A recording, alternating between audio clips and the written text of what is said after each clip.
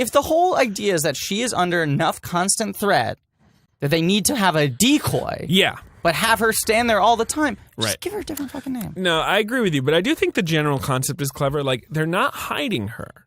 They're just sort of mixing them all around so much that the viewer literally does not usually know who she is. Except I had, maybe stupidly, in the past thought that it was a rotating panel of handmaidens. But no, it just seems like it's Keira Knightley or Natalie Portman. Yep. I always thought that it was like, there were 6 decoys. I think that maybe possibly that is the case, but Lucas just kept it simple in this movie. But I'm not sure. But you're right. In this movie, that is how it works. Well, looking at Wikipedia, they have the list of the handmaidens, and I read most of the entries. One of them is played by Sofia Coppola. A future Academy Award winner. That's right.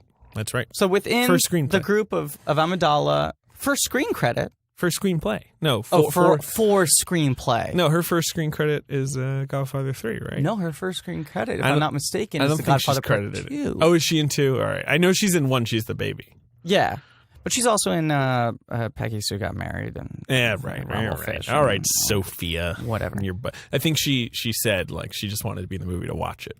She was about to do Virgin Suicides, and she thought it'd be interesting to watch Uncle George work. Yeah. In her words. Hey, man.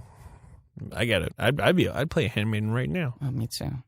Oh God! Throw that little hood on. Oh God! They're wearing these very modest little hoods. The handmaidens. They look so adorable. They do. It's a good setup.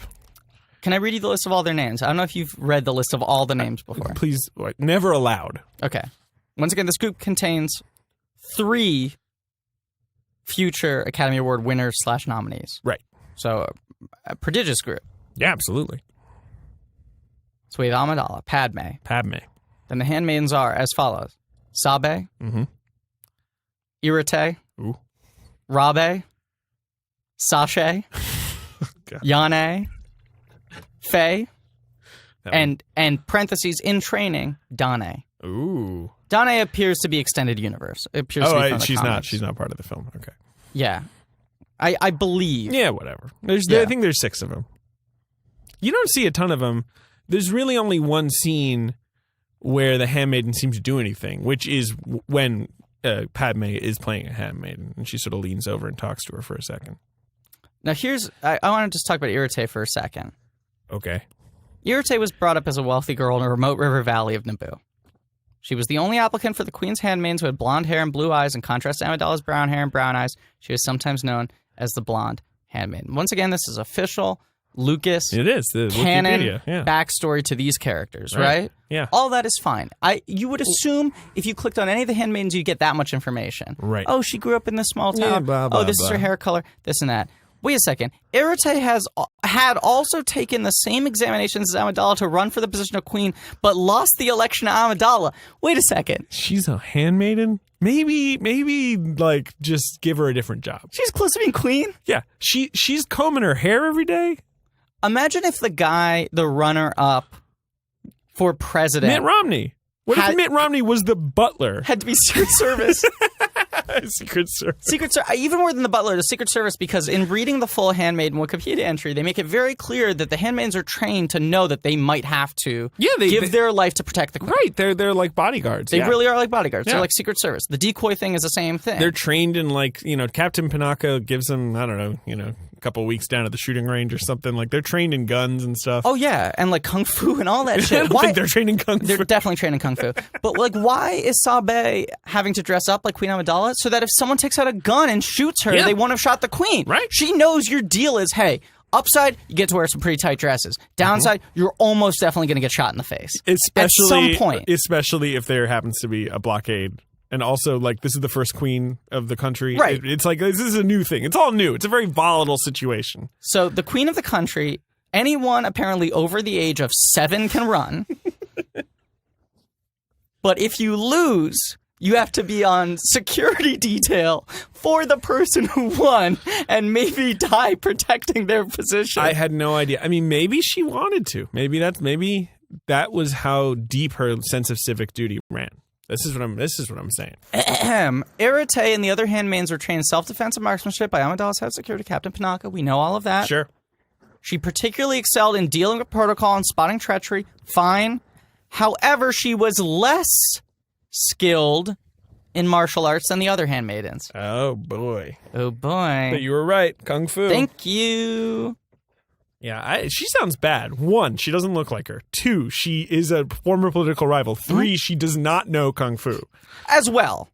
Okay, and what? She's good at spotting treachery. Great. Sayo Bibble's sitting right over there. I don't know. I'd like to read a quote that's on Eirtaé's. This episode's all about Eirtaé. Oh, boy. Eirtaé's Wikipedia, there's a quote from an issue of the Star Wars Clone Wars comic book. Sure. Skywalker.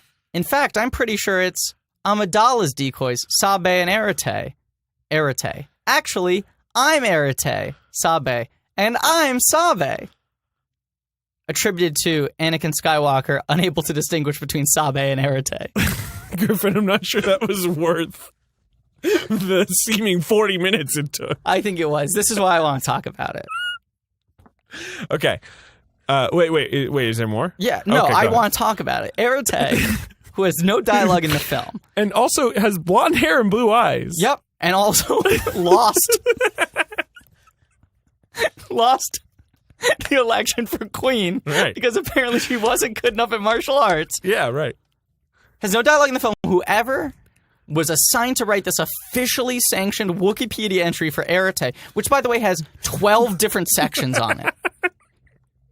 Like 12 different pull-down sections, okay? Felt the need to, under the section Later Career, include a dialogue exchange to try to flesh out our understanding of the character more. You're not even getting to the main thing, which is apparently Skywalker can't tell the difference between a woman with brown hair and one with blonde hair. What is going on? This isn't even, he can't tell the difference between Sabe and Padme. He can't tell the difference between Sabe and Eirtaé. Everyone knows what Eirtaé looks like. Exactly. Who played her in the film, by the way? God, let's find out. That's a separate section. Behind the scenes. Yeah, I always hate that. They the whole Wikipedia entry acts like it's a real person, and then at the end they're like, oh, it's played by some jerk-off.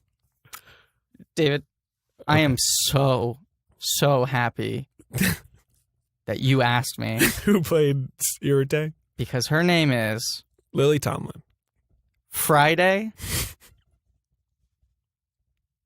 Quote, Liz, unquote, Wilson. Wow. Friday Liz Wilson. She was like Liz Wilson, and then she was like, you know what? I need a more exotic name. No, her name was Friday Wilson, and then she was like, I should have the option of having a more normal name, and then put Liz in quotes. Her name is Friday. Liz is the nickname. Friday Liz Wilson. There she is. She kind of looks like Starbuck from Battlestar Galactica. Yeah. Anyway. Friday Liz Wilson. They also make it clear here in the children's book, Queen Disguise, Eirtaé's hair was erroneously colored brown, while in the comic story in Triplicate, her name was misspelled Eirtaé. So here's the misspelling. Nobody's perfect. The proper spelling is Eirtae, accent grave. And the misspelling is Eirtae, accent grave. All right. Yeah, there's a lot of accents. Padme, Sabe, it's all accent. It's all accent. Yeah. Sashay. Yeah. Sashay is lazy. That is, and the one that's just Faye. Yeah, Sashay played by Sofia Coppola. Oh, Sashay is Sofia Coppola. Yeah. She doesn't do anything in the movie, as far as I know. No. Her bio is the shortest, and the biggest info within it, the biggest scoop within it is, of all the handmaidens, Sashay was the only one not to attend the celebration parade. She probably had, like, diarrhea or something. Or she was just like, like, George, I don't want to film this movie. You're right. She was like, George, I'm about to go become like a way more accomplished filmmaker than you. I got a heart out. Yeah, exactly. Yeah, even though she was President Qui-Gon Jinn's funeral, so fair-weathered friend. Well, that's good. That's good. She, that's the important. You want to be there. Spoiler alert, by the way. Qui-Gon Jinn dies in this film. Bites it real hard. Yeah. He takes a lightsaber to the chest hole. What's the opposite of a fair-weathered friend? Because she wasn't there at the celebration. She was sort there of at the like funeral. she's there when you need her, right? I don't know what you call that. She only is there when it's a bummer of an event. Well, no, but that's when like the celebration. Who cares, right? Sure. I don't know. Yeah, There's I a agree. million people there. When things are going well, it's an embarrassment of riches, friend-wise. You don't need anybody. Okay,